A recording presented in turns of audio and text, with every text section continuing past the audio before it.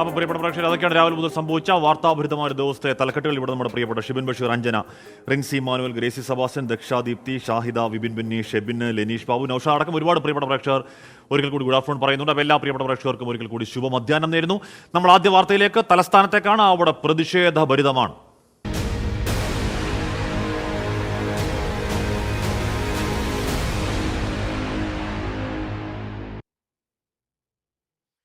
അപ്പോൾ അവിടുത്തെ മുഖ്യമന്ത്രി അരവിന്ദ് കെജ്രിവാളിന്റെ അറസ്റ്റ് രേഖപ്പെടുത്തിയതിൽ വലിയ പ്രതിഷേധം ഉയർന്നു ആം ആദ്മി പാർട്ടി. പ്രധാനമന്ത്രിയുടെ വസ്തിവളയൽ സമരത്തിൽ ഒരുപാട് പേരെ അറസ്റ്റ് ചെയ്ത് നീക്കി. അവിടെ വലിയ ബാരിക്കേഡുകൾ നിരത്തിയും 144 പ്രഖ്യാപിച്ചും മെട്രോ അടച്ചുമൊക്കെ ആ സമരത്തെ നേരിടാൻ ശ്രമിക്കുന്നുണ്ട് പോലീസ്. പക്ഷേ അത് അത്ര കണ്ണം കൊണ്ട് ഫലം കാണുന്നില്ല. അതുമാത്രമല്ല, അരവിന്ദ് കെജ്രിവാൾ ഇന്ന് ജയിലിലിരുന്ന് രണ്ടാമത്തെ ഉത്തരവിറക്കി. മൊഹല്ല ക്ലിനിക്കുകളിൽ സൗജന്യ പരിശോധന ഉറപ്പാക്കണം, ആ ക്ലിനിക്കുകളിൽ സൗജന്യ മരുന്നുകൾ തീരാൻ അനുവദിക്കരുത് തുടങ്ങിയ ജനക്ഷേമപരമായ രണ്ടാമത്തെ ഉത്തരവും കെജ്രിവാൾ ജയിലിലിരുന്നുകൊണ്ട് ഇറക്കുകയാണ് ഡൽഹിയിൽ.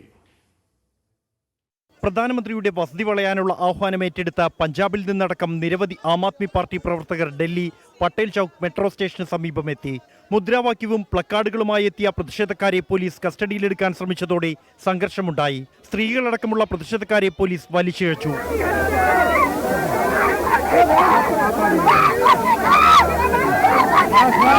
പ്രതിഷേധത്തോടനുബന്ധിച്ച് പ്രധാനമന്ത്രിയുടെ വസതിക്ക് സമീപം പോലീസ് നിരോധനാജ്ഞ പ്രഖ്യാപിച്ചു. 3 മെട്രോ സ്റ്റേഷനുകൾ അടച്ച പോലീസ് 3 റോഡുകളിൽ ഗതാഗതം നിരോധിച്ചു. ED ആസ്ഥാനത്തെ ലോക്കപ്പിൽ നിന്നും ഇലക്ട്രോണിക് ഉപകരണങ്ങളൊന്നും ഉപയോഗിക്കാൻ കഴിയാത്ത മുഖ്യമന്ത്രി എങ്ങനെ ജലവിതരണം ഊർജിതമാക്കാൻ ആവശ്യപ്പെട്ട ഉത്തരവിറക്കിയെന്നതിൽ അന്വേഷണം നടക്കുന്നതിനിടെ കെജ്രിവാൾ വീണ്ടും ഉത്തരവിറക്കി. മൊഹല്ല ക്ലിനിക്കുകളിൽ സൗജന്യ പരിശോധനകളും മരുന്നും ഉറപ്പാക്കണം എന്ന് നിർദ്ദേശം നൽകുന്ന ഉത്തരവ് മന്ത്രി സൗരഭ് ഭരദ്വാജ് മാധ്യമങ്ങൾക്ക് മുന്നിൽ അവതരിപ്പിച്ചു. ED കസ്റ്റഡിയിൽ പോലും കെജ്രിവാൾ ഡൽഹിയിലെ ജനങ്ങളുടെ ക്ഷേമത്തെക്കുറിച്ച് മാത്രമാണ് ചിന്തിക്കുന്നതെന്ന് സൗരഭ് ഭരദ്വാജ് പറഞ്ഞു. പതിവ് തെറ്റിച്ചുള്ള ആം ആദ്മി പാർട്ടിയുടെ കടുത്ത പ്രതിഷേധങ്ങളെ നേരിടാൻ പഴുതടച്ചുള്ള സുരക്ഷയും നിയന്ത്രണങ്ങളുമാണ് ഡൽഹി പോലീസ് ഏർപ്പെടുത്തിയിരിക്കുന്നത്. മോഹൻകുമാറിനും ജോഗീർ സിംഗിനും റിപ്പോർട്ടർ നിതിൻ അംബുജനുമൊപ്പം ബൽറാം നെടുങ്ങാടി, 24. എന്തായാലും മദ്യനയ അഴിമതി കേസിൽ കസ്റ്റഡിയിലുള്ള അരവിന്ദ് കെജ്രിവാളിന് രാജി ആവശ്യപ്പെട്ട് BJP പ്രതിഷേധം തുടങ്ങിയിട്ടുണ്ട്. ഫിറോസ് ഷാ കോട്ട്ല റോഡിൽ BJP പ്രവർത്തകരുടെ പ്രതിഷേധത്തിന് നേരെ ജലപീരങ്കി പ്രയോഗമുണ്ടായി.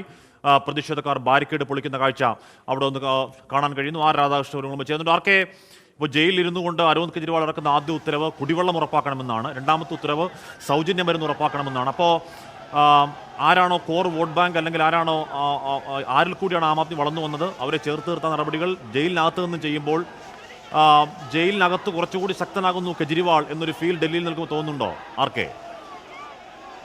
അത്തരത്തിലുള്ള ഒരു ഫീൽ BJPയെ സംബന്ധിച്ച് രാഷ്ട്രീയമായി നേരിടുക എന്ന ഒരു ദൗത്യത്തിലേക്ക് അവരെ എത്തിച്ചിരിക്കുന്നു. അതിന് യുക്തമാകുന്ന കാഴ്ചകളാണ് ഹാഷ്മി അല്പസമയം മുമ്പ് കണ്ടത്. ഈ പ്രവർത്തകർക്ക് നേരെ മാത്രമല്ല, ഈ മാധ്യമ പ്രവർത്തകർക്ക് നേരെയും ഈ ജലപീരങ്കിയുടെ പ്രയോഗം ഉണ്ടായി. നമ്മുടെ ക്യാമറയും ഈ ലൈവ് വ്യൂ അടക്കമുള്ളത് നമ്മുടെ ഉൾപ്പെടെയുള്ള ചാനലുകളുടെ നേരെയും ഈ ജലപീരങ്കി പ്രയോഗിച്ചുകൊണ്ടാണ് പോലീസ് ഇന്നത്തെ ഈ പ്രതിഷേധ പരിപാടികളുടെ ഭാഗമായിട്ടുള്ള അവരുടെ പ്രതിരോധം വ്യക്തമാക്കിയത്. ഏറ്റവും പ്രധാനപ്പെട്ടത് രാവിലെ മുതൽ തന്നെ ഈ ഫിറോസ് ഷാ കോട്ട്ല മൈതാനത്തിന് സമീപമുള്ള റോഡ് ഈ ഷഹീദി പാർക്കിന് മുമ്പിലുള്ള മേഖല മുഴുവനും BJP പ്രവർത്തകർ നിലയുറപ്പിച്ചിരുന്നു. അവരുടെ ആവശ്യം ഡൽഹി സെക്രട്ടേറിയറ്റിലേക്ക് മാർച്ച് നടത്തുക എന്നുള്ളതാണ്. ഡൽഹി സെക്രട്ടേറിയറ്റ് കേന്ദ്രീകരിച്ചാണ് ഡൽഹി സർക്കാരിന്റെ ഭരണം നടക്കുന്നത്. ആ മേഖലയിലാണ് ഈ പ്രതിഷേധ പരിപാടികൾ നടന്നു വന്നിരുന്നത്. ഏതാണ്ട് ഒരു അരമണിക്കൂർ മുമ്പ് പോലീസിന്റെ ബാരിക്കേഡുകൾ ഭേദിച്ചുകൊണ്ട് ഈ പ്രവർത്തകർ സെക്രട്ടേറിയറ്റ് ലക്ഷ്യമായിട്ട് കുതിക്കാനായി ശ്രമിച്ചു. ആ ഘട്ടത്തിലാണ് പോലീസിന്റെ ഭാഗത്തു നിന്ന് നടപടികൾ ഉണ്ടായത്. സ്ത്രീകളടക്കമുള്ള പ്രവർത്തകരാണ് ഉണ്ടായിരുന്നത്. ഏതായാലും ജലപീരങ്കി അടക്കം പ്രയോഗിച്ചു. പ്രവർത്തകരെ അറസ്റ്റ് ചെയ്ത് നീക്കി. ഒരു പരിധിവരെ ഈ മേഖലയിലൂടെയുള്ള വാഹന ഗതാഗതം ഇപ്പോൾ പുനഃസ്ഥാപിക്കാൻ സാധിച്ചു എന്നുള്ളതാണ് ഇപ്പോഴത്തെ ഒരു കാഴ്ച. ഈ ജലപീരങ്കി പ്രയോഗിച്ച ഘട്ടത്തിൽ ഈ പ്രവർത്തകർക്ക് മാത്രമല്ല പോലീസിനും നേരെയും ഈ ജലപീരങ്കിയുടെ ആഘാതം ഏൽക്കേണ്ടി വന്നു. ഒരു വിഭാഗം പോലീസുകാർക്കും അതിന്റെ ഒരു ആഘാതം ഏൽക്കേണ്ടി വന്നു. അങ്ങനെ ഫിറോസ് ഷാ കോട്ട്ല റോഡ് അല്പസമയം മുമ്പ് ഒരു യുദ്ധ കളം പോലെ ആയി മാറിയിരുന്നു. ഇപ്പോൾ ഏതാണ്ട് നിയന്ത്രണം പോലീസിനെ ഏറ്റെടുക്കുന്ന വിധത്തിലേക്ക് എത്തിക്കാൻ സാധിച്ചിട്ടുണ്ട്. പ്രതിഷേധം BJPയുടെ പ്രതിഷേധം പ്രവർത്തകരെ അറസ്റ്റ് ചെയ്ത് നീക്കുന്ന ഇടത്തേക്കാണ് ഇതുവരെയും എത്തി നിൽക്കുന്നത്. എല്ലാ പ്രവർത്തകരെയും അറസ്റ്റ് ചെയ്ത് നീക്കാൻ പോലീസിന് സാധിച്ചു എന്ന് നമുക്ക് ഇപ്പോൾ പറയാം. രാധാകൃഷ്ണനാണ് ഡൽഹിയിൽ നിന്ന് വിവരങ്ങൾ നൽകിയത്. എന്ന് പറഞ്ഞാൽ ജയിലിലായിട്ട് മടങ്ങുന്നില്ല അരവിന്ദ് കെജ്രിവാൾ എന്നുള്ളതാണ് രാഷ്ട്രീയ വിവക്ഷ. അവിടെ വരുന്നുകൊണ്ട് ഉത്തരവുകൾ ഇറക്കുകയാണ്. അത് സ്വാഭാവികമായി BJP അസ്വസ്ഥമാക്കും. അതുകൊണ്ട് അരവിന്ദ് കെജ്രിവാളിന്റെ രാജി ആവശ്യപ്പെട്ട് വലിയ പ്രതിഷേധം BJP അവിടെ കാഴ്ചവെക്കുന്നു. എന്ന് പറഞ്ഞാൽ ഭരണഘടനാപരമായോ നിയമപരമായോ അരവിന്ദ് കെജ്രിവാളിന് ജയിലിൽ തുടർന്നുകൊണ്ട് ഈ ഭരണം തുടരാൻ പ്രശ്നമില്ല എന്നുള്ളതാണ് ഒരു വിലയിരുത്തൽ. പക്ഷേ എങ്കിൽ കൂടിയും മുഖ്യമന്ത്രി എന്നുള്ള നിലയ്ക്ക് നിരന്തരം മന്ത്രിമാരുമായി ചർച്ചകൾ നടത്തേണ്ട ഒരാളെന്നുള്ള നിലയ്ക്ക് എത്ര കാലം ജയിലിൽ ഇരുന്നുകൊണ്ട് ഭരണം തുടരാൻ കഴിയും? പക്ഷേ ജയിലിൽ ഇരുന്നുകൊണ്ട് എത്ര കാലം ഭരണം തുടരാൻ കഴിയുമോ ആ സമയം കൊണ്ട് അടിസ്ഥാന വർഗത്തിന് വേണ്ടി കാര്യങ്ങൾ ചെയ്ത് അവരെ വീണ്ടും കയ്യിലെടുക്കാനുള്ള നടപടികൾ ഇപ്പോൾ അത് അരവിന്ദ് കെജ്രിവാളിനെ ആം ആദ്മി ആരും പഠിപ്പിക്കേണ്ട കാര്യമില്ലല്ലോ. അപ്പോൾ അത് വളരെ ഭംഗിയായി അരവിന്ദ് കെജ്രിവാൾ ജയിലിരുന്നുകൊണ്ട് ചെയ്യുകയാണ്. അതാണ് ഇവിടെ നമ്മുടെ രഘുനന്ദൻ ചേട്ടൻ പറയുകയാണ്, സ്റ്റേറ്റ് ബാങ്ക് ഓഫ് ഇന്ത്യയുടെ കൊല്ലം തങ്കശ്ശേരി ശാഖയിൽ അടിക്കടി BSNL നെറ്റ് തയ്യാറാവുന്നത് കാരണം ഇടപാടുകൾ തടസ്സപ്പെടുന്നു എന്ന് പറയുകയാണ്. അപ്പോൾ വേണ്ടപ്പെട്ടവർ ശ്രദ്ധിക്കണം എന്നുകൂടി അറിയിക്കുകയാണ് രഘുനന്ദൻ ചേട്ടൻ. അപ്പം നമ്മൾ അടുത്തൊരു വാർത്തയിലേക്ക് പോകുന്നത് കാർത്തി ചിദംബരത്തിനെതിരെ ചൈനീസ് പൗരന്മാർക്ക് വിസ അനുവദിച്ചതുമായി ബന്ധപ്പെട്ട ശാസ്ത്രീയ തെളിവുകൾ ഉണ്ട് എന്ന് പറയുകയാണ് ED. ദേശസുരക്ഷയെ തന്നെ ബാധിച്ചേക്കാവുന്ന കള്ളപ്പണ ഇടപാടുകളുണ്ട് എന്നുകൂടി ED പറയുന്നുണ്ട്. അതിനിടയിൽ ഈ മദ്യനയ അഴിമതി കേസിൽ VR കവിതയ്ക്കെതിരെ തെളിവുണ്ട്. ഇന്ന് കോടതിയിൽ ED റോസ് അവന്യൂ കോടതിയിൽ ഹാജരാക്കി കൂടുതൽ ദിവസം ജുഡീഷ്യൽ കസ്റ്റഡിയിൽ വേണം എന്നുകൂടി കോടതിയിൽ ED ആവശ്യപ്പെടുകയാണ്. പി ചിദംബരം ആഭ്യന്തരമന്ത്രിയായിരിക്കെ മകൻ കാർത്തി ചിദംബരം ദേശീയ സുരക്ഷയ്ക്ക് വെല്ലുവിളിയാകുന്ന കള്ളപ്പണ ഇടപാട് നടത്തിയെന്നാണ് ED പ്രത്യേക കോടതിയിൽ നൽകിയ കുറ്റപത്രത്തിലുള്ളത്. ചൈനീസ് പൗരന്മാർക്ക് വിസ അനുവദിച്ചതുമായി ബന്ധപ്പെട്ട കേസിൽ കാർത്തി ചിദംബരത്തിനെതിരെ ശാസ്ത്രീയമായ തെളിവുകളുണ്ടെന്നാണ് EDയുടെ വാദം. കാർത്തി ചിദംബരം അടുത്ത സഹായി മുഖേന 50 ലക്ഷം രൂപ കൈക്കൂലി വാങ്ങിയെന്നും കുറ്റപത്രത്തിൽ പരാമർശം. കേസിൽ ഏപ്രിൽ 15-ന് കാർത്തിയും മുൻ ചാർട്ടേഡ് അക്കൗണ്ടന്റ് S ഭാസ്കർ രാമനും ഉൾപ്പെടെ 6 പേരോട് ഹാജരാകാൻ കോടതി നിർദ്ദേശിച്ചിട്ടുണ്ട്.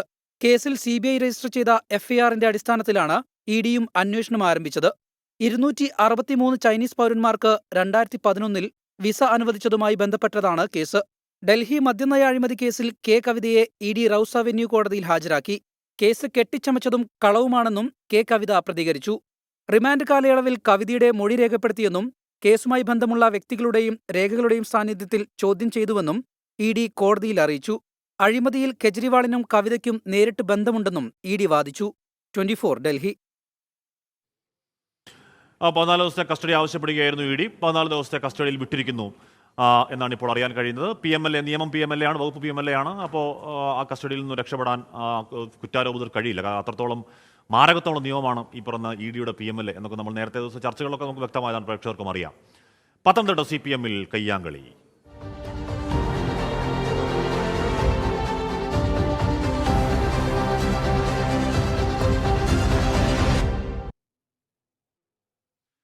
പത്തനംതിട്ട ജില്ലാ സെക്രട്ടേറിയറ്റ് യോഗത്തിലുണ്ടായ കയ്യാങ്കളി എന്നുള്ള വാർത്ത നിഷേധിക്കുകയാണ് ജില്ലാ നേതൃത്വം.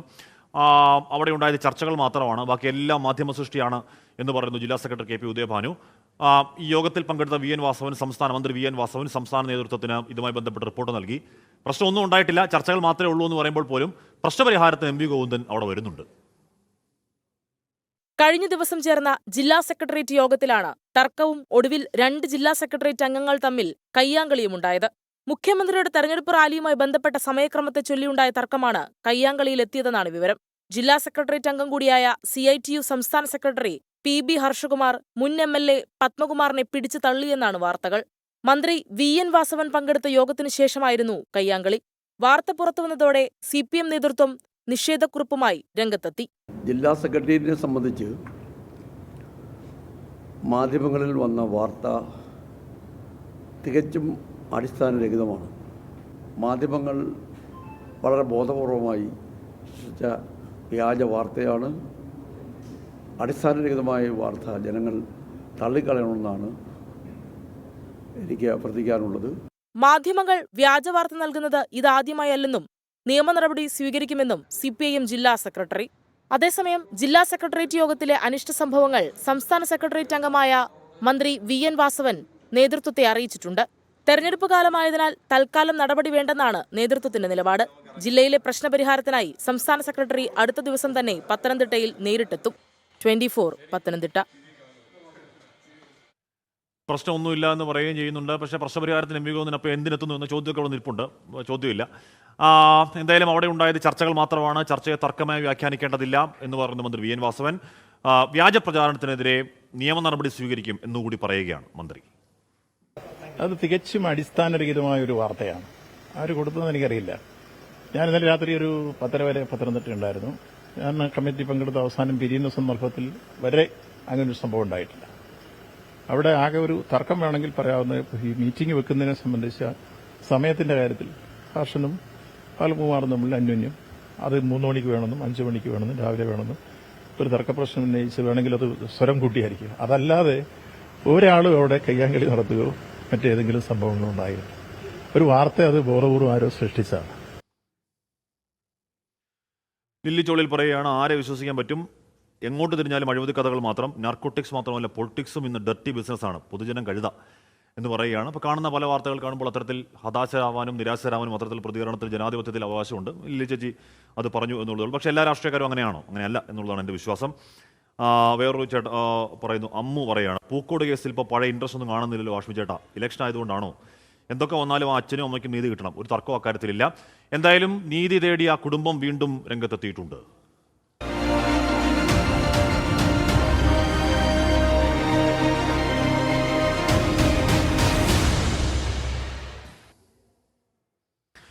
ജയസിദ്ധാർത്ഥൻ്റെ മരണത്തിൽ ആത്മഹത്യയാണോ കൊലപാതകമാണോ എന്ന് പോലീസ് അന്വേഷിച്ച് ഇനിയും കണ്ടെത്തട്ടെ. CBI അന്വേഷണം ആവശ്യപ്പെട്ട് അല്ലെങ്കിൽ ഈ വിവരങ്ങൾ CBI കൈമാറുന്നതിൽ ഗുരുതര വീഴ്ച സംസ്ഥാന സർക്കാരിൻ്റെ ഭാഗത്ത് ഉണ്ടാകുന്നു എന്നുള്ള വാർത്തയാണ്. CBIക്ക് വിട്ടുള്ള വിജ്ഞാപനം കൈമാറിയെങ്കിലും ഇതിൻ്റെ വിശദമായ രേഖകളടങ്ങിയ വിവരങ്ങളടങ്ങിയ ഒരു പെർഫോമ റിപ്പോർട്ട് എന്നൊരു സംഗതിയുണ്ട്. അതിതുവരെ കൊടുത്തിട്ടില്ല എന്നാണ് അറിയാൻ കഴിയുന്നത്. അത് കൊടുക്കുമ്പോൾ മാത്രമാണ് CBI അല്ലെങ്കിൽ തന്നെ CBI ഏറ്റെടുക്കുമോ ഇല്ലയോ എന്നുള്ള കാര്യത്തിൽ അവർക്ക് ഒരു കാലതാമസം ഉണ്ടാവാറുണ്ട്. പക്ഷേ പെർഫോമ റിപ്പോർട്ട് കിട്ടിയതിന് ശേഷമാണ് തീരുമാനം എടുക്കുക. ആ പെർഫോമ റിപ്പോർട്ട് അങ്ങോട്ടേക്ക് പോയിട്ടില്ല എന്ന് പറയുന്ന ഗുരുതര വീഴ്ചയാണ്. അതിനെ തുടർന്നാണ് ഇപ്പോൾ സിദ്ധാർത്ഥൻ്റെ പിതാവ് വീണ്ടും രംഗത്തെത്തുന്നു. ഒരു തെരഞ്ഞെടുപ്പ് സമയത്ത് തങ്ങളുടെ വാ മൂടിക്കെട്ടാൻ, തങ്ങളുടെയും കുടുംബാംഗങ്ങളുടെയും വാ മൂടിക്കെട്ടാനുള്ള നീക്കം നടന്നു എന്നല്ലാതെ അതിനപ്പുറം ആത്മാർത്ഥമായ ഒരു നീക്കവും നടന്നിട്ടില്ല എന്ന് ആരോപിക്കുന്നു. ഇന്ന് അച്ഛൻ പ്രതിപക്ഷ നേതാവിനെ കാണുകയും ചെയ്തു. സിദ്ധാർത്ഥന്റെ മരണത്തിൽ CBI അന്വേഷണത്തിനുള്ള വിജ്ഞാപനം കൈമാറി ആഴ്ചകളായെങ്കിലും അന്വേഷണം ആരംഭിച്ചിട്ടില്ല. കേസിന്റെ പൂർണ്ണ വിവരങ്ങളുള്ള റിപ്പോർട്ട് ലഭിച്ചാൽ മാത്രമേ CBIക്ക് കേസ് പരിഗണിക്കാൻ കഴിയൂ. ഇതടങ്ങുന്ന പെർഫോമ റിപ്പോർട്ട് കൈമാറാത്തതാണ് പ്രതിസന്ധി. നടപടി വിവാദമായതോടെ റിപ്പോർട്ട് കൈമാറാനുള്ള തിരക്കിട്ട ശ്രമം ആരംഭിച്ചു. അന്വേഷണം വേഗത്തിലാക്കാൻ പിന്തുണ അഭ്യർത്ഥിച്ച് സിദ്ധാർത്ഥന്റെ പിതാവ് ജയപ്രകാശ് പ്രതിപക്ഷ നേതാവിനെ സന്ദർശിച്ചു. താൻ ചതിക്കപ്പെട്ടു എന്ന തോന്നലാണ് ഇപ്പോഴുള്ളതെന്ന് ജയപ്രകാശ് പറഞ്ഞു. തിരഞ്ഞെടുപ്പ് അടുത്തപ്പോൾ കുടുംബത്തിന്റെ വാ അടയ്ക്കേണ്ടത് മുഖ്യമന്ത്രിയുടെ ആവശ്യമായിരുന്നുവെന്നും ആരോപണം. അതിന് പെട്ടെന്നൊരു തടയിടേണ്ടത് മുഖ്യമന്ത്രിക്ക് ആവശ്യമായിരുന്നു. എനിക്കതൊന്നും അറിയില്ലായിരുന്നു. ഞാൻ മണ്ടനായിപ്പോയി. എൻ്റെ വായും എൻ്റെ കുടുംബത്തിൻ്റെ വായും അങ്ങ് അടച്ചു വെച്ചു. ഒരാഴ്ച അവർക്ക് മതിയായിരുന്നു. ഞാൻ മിണ്ടാതിരുന്ന ഒരാഴ്ച അവർ മാക്സിമം ചെയ്യേണ്ടതെല്ലാം ചെയ്തു. തെളിവ് നശിപ്പിക്കേണ്ടത് നശിപ്പിച്ചു, എല്ലാം ചെയ്തു. എല്ലാവരും വാ മൂടിക്കെട്ടി. അതാണ് ചെയ്യേണ്ടത്. അവർക്ക് ആവശ്യം എന്ന് പറഞ്ഞാൽ എല്ലാവരും വാ മൂടിക്കെട്ടണം. പ്രത്യേകിച്ച് ഇലക്ഷനും കൂടെ വരികയാണ്. അത് അത്യാവശ്യമാണ് എല്ലാവരെയും വാ മൂടിക്കെട്ടാനായിട്ട്. കൊലയാളികളെ നിയമത്തിന് മുന്നിൽ കൊണ്ടുവരാനായി സിദ്ധാർത്ഥന്റെ കുടുംബം നടത്തുന്ന പോരാട്ടത്തിന് എല്ലാവിധ പിന്തുണയും നൽകുമെന്ന് പ്രതിപക്ഷ നേതാവ്. അപ്പോൾ അദ്ദേഹത്തിനുള്ള ഉത്കണ്ഠ പങ്കുവയ്ക്കാൻ വേണ്ടി വന്നതാണ്. അദ്ദേഹത്തിൻ്റെ ഉത്കണ്ഠയോടൊപ്പം നിൽക്കും. ഈ കേസിൽ ഭംഗിയായി അന്വേഷണം നടത്തുന്നു എന്ന് ഉറപ്പുവരുത്താൻ വേണ്ടിയിട്ട് ആ കുടുംബത്തോടൊപ്പം ഞങ്ങൾ നിൽക്കും എന്ന് വാക്ക് കൊടുത്തിട്ടുണ്ട്. CBI അന്വേഷണം ത്വരിതപ്പെടുത്താൻ വേണ്ടിയിട്ട് എന്തെല്ലാം ഞങ്ങളെ കൊണ്ട് ചെയ്യാൻ പറ്റുമോ അതെല്ലാം ഞങ്ങൾ സ്വീകരിക്കും. അതിനിടെ പൂക്കോട് സർവകലാശാലയിലെ പുതിയ വൈസ് ചാൻസലറെ ഗവർണർ ഇന്ന് തീരുമാനിക്കും. പ്രൊഫസർ PC ശശീന്ദ്രനാഥ് രാജിവെച്ചതോടെയാണ് പുതിയ VC നിയമനം. സിദ്ധാർത്ഥന്റെ മരണത്തെ തുടർന്ന് സസ്പെൻഷനിലായിരുന്ന 33 വിദ്യാർത്ഥികളെ തിരിച്ചെടുത്തതുമായി ബന്ധപ്പെട്ട ഗവർണറുടെ അതൃപ്തിക്ക് പിന്നാലെയാണ് PC ശശീന്ദ്രനാഥ് രാജിവെച്ചത്. 24 തിരുവനന്തപുരം. അപ്പോൾ അങ്ങേയറ്റം സങ്കടകരമാണ്. സിദ്ധാർത്ഥൻ അനുഭവിച്ച എന്താണ് കൊടിയ മർദ്ദനങ്ങൾ, പീഡനങ്ങളൊക്കെ ആൻറ്റി റാങ്ക് സ്ക്വാഡിൻ്റെ ഏറ്റവും ഒടുവിലത്തെ റിപ്പോർട്ടിൽ വരെ നമ്മൾ കണ്ടതാണ്. ദിവസങ്ങളോളം നീണ്ട, മാസങ്ങളോളം നീണ്ട വിചാരണയെക്കുറിച്ച്, പീഡനത്തെക്കുറിച്ചൊക്കെ നമ്മളതിൽ വായിച്ചതാണ്. അത് CBI അന്വേഷണം ആവശ്യപ്പെട്ട് സർക്കാർ കുടുംബം മുഖ്യമന്ത്രിയെ സമീപിച്ചു. അപ്പോൾ തന്നെ വിജ്ഞാപനം ഇറങ്ങിയപ്പോൾ എല്ലാവരും ആശ്വസിച്ചാണ്. പക്ഷേ അത് അവിടെ തന്നെ കിടക്കുകയാണെന്ന് പറഞ്ഞാൽ സിദ്ധാർത്ഥൻ്റെ കുടുംബം പറയുന്നു പോലീസിന് അന്വേഷണം നിലച്ചു, CBI ആകട്ടെ എത്തിയില്ല. അപ്പോൾ അന്വേഷണം ഈ അവസ്ഥയിൽ നിലച്ച നിലയിലാണ് എന്ന് കുടുംബം പറയുന്നത് അങ്ങേയറ്റം സങ്കടകരമാണ്. ഒരിക്കൽ കൂടി ആ കുടുംബത്തിനൊപ്പം നാട് നിൽക്കേണ്ട സമയവുമാണ്. എന്തായാലും സിദ്ധാർത്ഥൻ്റെ മരണത്തിൽ അന്വേഷണം കാര്യക്ഷമമായി നടക്കുമെന്ന് ഒരിക്കൽ കൂടി പറയുന്നു ഗവർണർ ആരിഫ് മുഹമ്മദ് ഖാൻ. ജുഡീഷ്യൽ അന്വേഷണവും CBI അന്വേഷണവും നടക്കും. അന്വേഷണത്തിൽ ബാഹ്യ ഇടപെടൽ ഉണ്ടാവില്ല എന്നുകൂടി ഉറപ്പു നൽകുന്നു governor. So I have already assured them that it will be ensured that nobody is allowed to interfere with the proceedings of the inquiry committee. Before Siddharth's father came to see me, I had ordered the Vice Chancellor to withdraw the order. Much before he came, I reached Trivandrum around 11:30. As soon as I came to know about it, I told him he has to withdraw the order because this order amounts to interfering with the inquiry proceedings. അപ്പോൾ നടക്കട്ടെ, അന്വേഷണം നടക്കട്ടെ. നേരത്തെ നമ്മുടെ comment ബോക്സിൽ ചോദിക്കുന്നുണ്ടെന്ന് എന്തുകൊണ്ടാണ് ഇപ്പോൾ സിദ്ധാർത്ഥൻ്റെ മരണത്തിൽ വലിയ വാർത്തകളുണ്ട്, നമ്മളതിൻ്റെ പിന്നാലെയുണ്ട്. ഏതെങ്കിലും തരത്തിൽ അന്വേഷണത്തിൽ വീഴ്ചകൾ ഉണ്ടാവുന്നുണ്ടെങ്കിലോ അല്ലെങ്കിൽ അന്വേഷണം ഏതെങ്കിലും തരത്തിൽ വഴി തിരിയുന്നുണ്ടെങ്കിലോ അന്വേഷണം അട്ടിമറിക്കാൻ നീക്കമുണ്ടെങ്കിലോ നമ്മൾ ആ വാർത്ത പുറത്തുവിട്ട ചാനൽ എന്നുള്ള നിലയ്ക്ക് ആ വാർത്തയുടെ കൂടെ നിൽക്കാൻ നമ്മൾ ബാധ്യസ്ഥരാണ്. ബാധ്യസ്ഥ എന്നുള്ളതല്ല, അത് നമ്മുടെ കടമയാണ്. നമ്മൾ നിറവേറ്റുമെന്ന് ഒരിക്കൽ കൂടി കേരളത്തോടൊപ്പം നൽകുകയാണ്. പിതാവിൻ്റെ ക്രൂരതകൾ.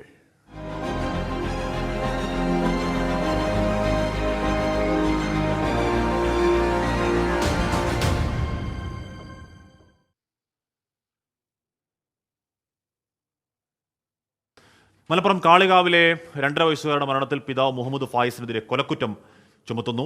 എന്ന് പറഞ്ഞാൽ ക്രൂരമായ മർദ്ദനം ഏറ്റു എന്നുള്ള പോസ്റ്റ്മോർട്ടം റിപ്പോർട്ടിന്റെ അടിസ്ഥാനത്തിലാണ് കൊലക്കുറ്റം ചുമത്തിയത്. ഈ കുഞ്ഞിനെതിരെ, ഈ പാവം 2.5 വയസ്സുകാരി കുഞ്ഞിനെതിരെയും അതിൻ്റെ അമ്മയ്ക്കെതിരെയും ഇയാൾ, ഈ മുഹമ്മദ് ഫായിസ് പിതാവ് എന്ന് എന്താണ് ഒരു വിശേഷം കൊണ്ട് മാത്രം കാര്യമില്ലോ, കർമ്മം കൊണ്ടുകൂടി പിതാവാണല്ലോ. അങ്ങനെ കർമ്മം കൊണ്ട് പിതാവാവാത്ത ഇയാൾ അതിഭീകരമായ മർദ്ദനം എപ്പോഴും നടത്തിയിട്ടും പോലീസ് നടപടി സ്വീകരിച്ചിരുന്നില്ല എന്ന് ബന്ധുക്കൾ ആരോപിക്കുകയാണ്.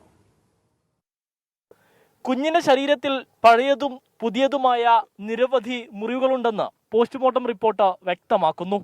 മർദ്ദനത്തിൽ ബോധം പോയ കുഞ്ഞിനെ പ്രതി ഫായിസ് ചുമരിലേക്ക് എടുത്തെറിഞ്ഞു. കത്തിച്ച സിഗരറ്റ് കൊണ്ട് കുഞ്ഞിനെ കുത്തി പരിക്കേൽപ്പിച്ചു. സ്വകാര്യ ഭാഗങ്ങളിൽ ഉൾപ്പെടെ 70ഓളം മുറിവുകൾ കണ്ടെത്തി. തലച്ചോർ ഇളകിയ നിലയിലാണ്. വാരിയെല്ലുകൾ തകർന്നിട്ടുണ്ട്. തലയിലെ ആന്തരിക രക്തസ്രവമാണ് മരണത്തിലേക്ക് നയിച്ചതെന്നും റിപ്പോർട്ടിലുണ്ട്. കൊലക്കുറ്റത്തിന് പുറമെ ജുവനൈൽ ജസ്റ്റിസ് ആക്ട് പ്രകാരമുള്ള കുറ്റങ്ങൾ കൂടി ചുമത്തിയാണ് പിതാവ് മുഹമ്മദ് ഫായിസിനെ പോലീസ് അറസ്റ്റ് ചെയ്തത്. നമ്മൾ ആദ്യം അസ്വാഭാവികമായ മരണത്തിനാണ് കേസെടുത്തത്. അതിനുശേഷം പോസ്റ്റ്മോർട്ടം നടത്തിയ ഡോക്ടറുടെ മൊഴി പ്രകാരം കുട്ടിയുടെ മരണകാരണം ഉപദ്രവമുണ്ടായതെന്ന് കരുതിനാൽ 302 പ്രകാരവും 75 ആക്ട് പ്രകാരവും അൾട്ടർ ചെയ്ത് കേസന്വേഷിച്ചു വരികയാണ്. മർദ്ദനത്തിൽ അബോധാവസ്ഥയിലായ കുട്ടിയെ അയൽവാസികൾ പറഞ്ഞപ്പോൾ മാത്രമാണ് പ്രതി ആശുപത്രിയിൽ പോലും കൊണ്ടുപോകാൻ തയ്യാറായത്. കുട്ടിക്ക് എന്താ പറഞ്ഞു ചോദിച്ചപ്പോ തരിപ്പ് പോയതാണ്, കഞ്ഞിയൊർക്കിനടിയിൽ തരിപ്പ് പോയതാണ് പറഞ്ഞു. ഞാൻ കുട്ടീനെ എടുത്തിട്ട് ഒരു വണ്ടിക്കൊന്നും വിളിച്ചിട്ടില്ല. ഹോസ്പിറ്റലിൽ പോകണം എന്നൊക്കെ പറഞ്ഞപ്പോ അതിലുമ്മ പറഞ്ഞു വേഗം ഹോസ്പിറ്റലിൽ പോകണം, വണ്ടി വിളിച്ചു വന്നു. വണ്ടി എത്തിയിട്ടില്ല. അതില് അനിയൻ പോയിങ്ങാണ്ട് റോഡ് കൈയാട്ടിയപ്പോ വണ്ടി നിർത്തി. അങ്ങനെ വണ്ടി കൊണ്ടുപോയത്. നേരത്തെയും പ്രതിയിൽ നിന്ന് കുഞ്ഞും മാതാവും മർദ്ദനം നേരിട്ടിരുന്നു. എന്നാൽ പരാതി നൽകിയിട്ടും പോലീസ് നടപടി സ്വീകരിച്ചില്ലെന്ന് ബന്ധുക്കൾ ആരോപിച്ചു. ആ വീട്ടിൽ കൊണ്ടുപോയി അന്ന് ഓളെ നല്ല പരമാവധി ഓളെ ഉപദ്രവിച്ചിട്ടുണ്ട്. ഓളെ തല അടിക്കുക, അങ്ങനെ ഞങ്ങൾ സ്റ്റേഷനിൽ പോയിട്ട് പരാതിയൊക്കെ കൊടുത്തിട്ടുണ്ട്. അതിനൊന്നും ഞങ്ങൾക്കൊന്നും ഇതാക്കി തന്നിട്ടില്ല. ഞങ്ങൾ ആട്ടിയർക്ക് വിട്ടിട്ടുള്ളൂ. ആരോപണം പോലീസ് നിഷേധിച്ചു. മുൻപുള്ള പരാതി കുടുംബം തന്നെ ഒത്തുതീർപ്പാക്കുകയായിരുന്നുവെന്ന് പോലീസ് പറഞ്ഞു. 24 മലപ്പുറം.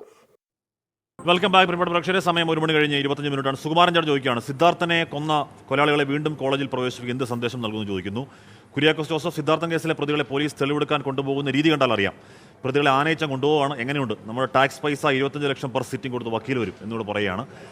അതൊക്കെ നിയമത്തിൻ്റെ വഴിയാണെങ്കിൽ കൂടിയും അവരെ തെളിവെടുപ്പിന് കൊണ്ടുവരുമ്പോൾ അവർ വളരെ കൂസലില്ലാത്തവരായി കാണപ്പെട്ടു. അപ്പോൾ ആരൊക്കെയോ പിന്നിലുണ്ട് എന്ന് ഉറപ്പില്ലെങ്കിൽ ആ കുട്ടികൾ അങ്ങനെ കൂസലില്ലാത്തവരായി പോവില്ല എന്നാണൊരു ധാരണ. നമുക്ക് കാത്തിരുന്ന് കാണാം അന്വേഷണത്തിൻ്റെ പോക്ക് എങ്ങോട്ടാണെന്നുള്ളതായി. എന്തായാലും ലോക്സഭാ തെരഞ്ഞെടുപ്പ് വാർത്തകളിലേക്ക് നമുക്ക് പോകാം.